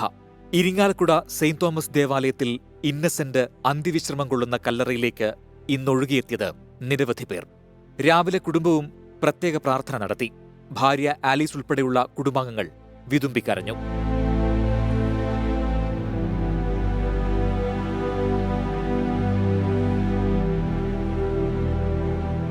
പിന്നാലെ ചാലക്കുടി ലോക്സഭാ മണ്ഡലത്തിലെ സ്ഥാനാർത്ഥികളായ സി രവീന്ദ്രനാഥും ബെന്നി ബെഹനാനും പ്രിയതാരത്തിന് പൂക്കളർപ്പിച്ചു. അന്ത്യവിശ്രമം കൊള്ളുന്ന കല്ലറയ്ക്കരികിലെത്തിയ ആരാധകർക്കും പങ്കുവെക്കാനുള്ളത് തീരാ നോവ്. ഇന്നസെന്റിനെ കുറിച്ച് നോക്കുമ്പോൾ ഇന്നസെന്റ് ഇപ്പോഴും ജനങ്ങളുടെ ഇടയിൽ നല്ലൊരു വ്യക്തിയാണ്. നല്ലൊരു ഞങ്ങളൊന്നും ഇന്നസെന്റ് മരിച്ചെന്ന് പറയുന്നത് തന്നെ എനിക്കൊരു വലിയ വിഷമമുള്ള കാര്യമാണ്. നല്ലൊരു പരോപകാരിയായിരുന്നു. ആള് ഒരു നല്ല ഹാസ്യ സമ്രാട്ടായിരുന്നു. ആള് ഇപ്പോഴും ജനങ്ങളിൽ ജീവിച്ചിരിക്കുന്ന ആളുടെ മരണം ഇപ്പോഴും ഉൾക്കൊള്ളാനായിട്ടില്ല ജനങ്ങൾക്ക്. ഇപ്പോഴും ഓർമ്മയിലാണ് ആൾക്കാർ. കുടുംബാംഗങ്ങളും സഹപ്രവർത്തകരും നാട്ടുകാരും പാർട്ടി പ്രവർത്തകരും ഉൾപ്പെടെ നിരവധി പേർ ഇന്നസെന്റിന് പുഷ്പാർച്ചന നടത്തി. 24 തൃശൂർ. ഇന്നസെന്റ് മരണം മലയാളിക്കൊരു ഞെട്ടലായിരുന്നു. ആകസ്മികം ഇപ്പോൾ തീരെ വയ്യാതിരിക്കുകയാണെന്നൊക്കെ പറയുമ്പോൾ പോലും ഇന്നസെന്റ് മരിക്കുമെന്ന് ആരും കരുതിയിരുന്നില്ല. അപ്പോൾ അന്ന് അദ്ദേഹത്തിൻ്റെ സംസ്കാര ചടങ്ങിനൊക്കെ റിപ്പോർട്ട് ചെയ്യാൻ പോയ ഓർമ്മകൾ ഇന്നലത്തെ പോലെ നിൽക്കുകയാണ്. അവിടെ എന്തൊരാളായിരുന്നു, എന്തൊരു ആദരമർപ്പിക്കാൻ എത്ര പേരാണ് അങ്ങോട്ടേക്ക് എത്തിയത്, എത്ര പേരാണ് കരഞ്ഞത്. ഇന്നസെന്റ് മുന്നിൽ ആൾക്കാർ കരയുന്ന ആദ്യമായി തന്നെ കാണുകയായിരുന്നു അവിടെ. അപ്പോൾ അങ്ങനെ ഇപ്പോഴും നമ്മൾ ഒരു വർഷമായി എന്ന് പറയുമ്പോൾ പോലും ഇന്നസെന്റിൻ്റെ ഒരു മീമോ ഒരു തമാശയോ എന്തെങ്കിലുമൊക്കെ കാണാത്ത ഒറ്റ ദിവസമെങ്കിലും മലയാളിക്കുണ്ടോ? അപ്പോൾ ഇനിയും കാലങ്ങളോളം അങ്ങനെ തന്നെയാകും. ഇന്നസെന്റിന് മരണമില്ല. മറ്റൊരു വാർത്തയിലേക്ക് നമ്മൾ പോകുന്ന അമേരിക്കയിലേക്കാണ്. അവിടെ ബാൾട്ടിമോറിൽ കപ്പലിടിച്ച് ഒരു പാലം തകർന്നു എന്നൊരു വാർത്ത വരുന്നുണ്ട്. ചരക്ക് കപ്പലിടിച്ചാണ് ആ പാലം തകർന്നത്. പടാപ്സോ നദിയിലേക്കാണ് പാലം പൂർണ്ണമായി തകർന്നു വീണു. 7 പേർ നദിയിൽ വീണതായി റിപ്പോർട്ടുണ്ട്. കൊളംബോയിലേക്ക് പോവുകയായിരുന്ന ഡാലി എന്ന സിംഗപ്പൂർ കപ്പലാണ് ഇടിച്ചത്. രക്ഷാപ്രവർത്തനം അവിടെ പുരോഗമിക്കുന്നു. മേഖലയിലെ ഗതാഗതം പൂർണ്ണമായി വഴിതിരിച്ചു വിട്ടു. അമേരിക്കയിലെ രണ്ടാമത്തെ നീളം കൂടിയ ട്രസ് പാലമാണ് തകർന്നത്.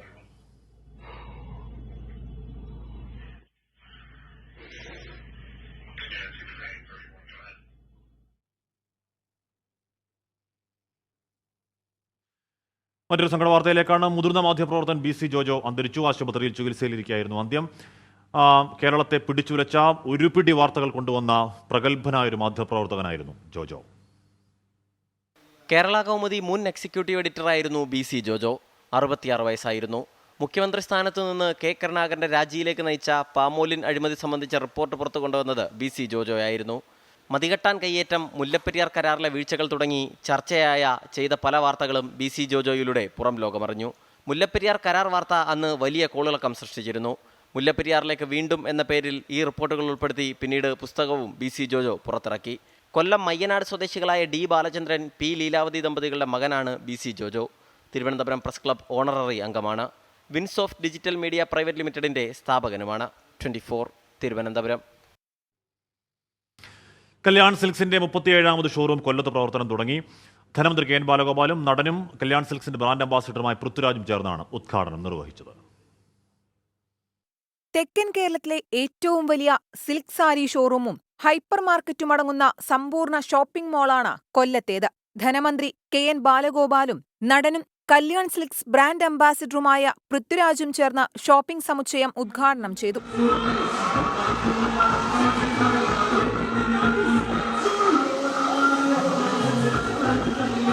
Kids wear, men's wear, ladies wear എന്നിവയിലെ വ്യത്യസ്ത ശേഖരമാണ് 2 ലക്ഷം ചതുരശ്ര അടിയിലുള്ള കല്യാൺ സിൽക്സ് ആൻഡ് കല്യാൺ ഹൈപ്പർ മാർക്കറ്റിൽ ഒരുക്കിയിട്ടുള്ളത്. ഒരേ ടൈമിൽ ഒരു 50 വെഡ്ഡിംഗ് പാർട്ടീസിനെ നമുക്ക് എന്റർടൈൻ ചെയ്യാൻ സാധിക്കും.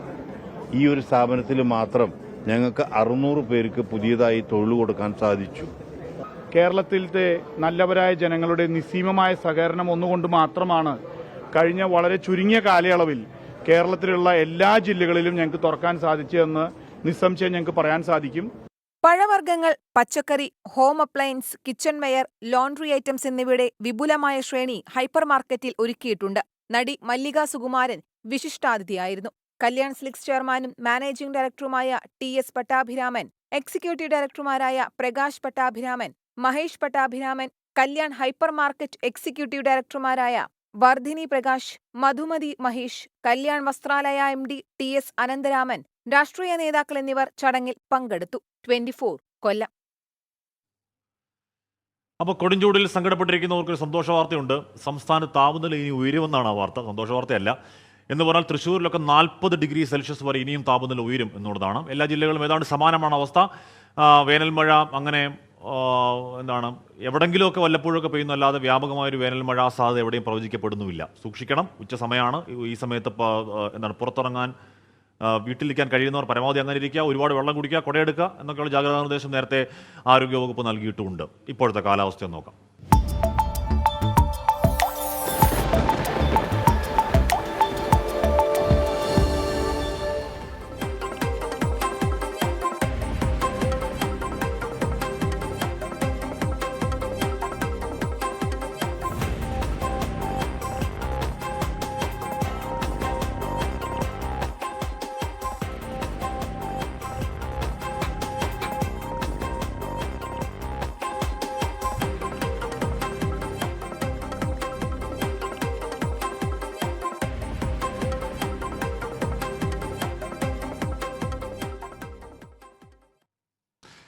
അപ്പോൾ നമ്മുടെ ഉച്ചയ്ക്കുള്ള 1 മണിക്കൂർ വാർത്തായാത്ര തൽക്കാലം പൂർണ്ണമാകുന്നു.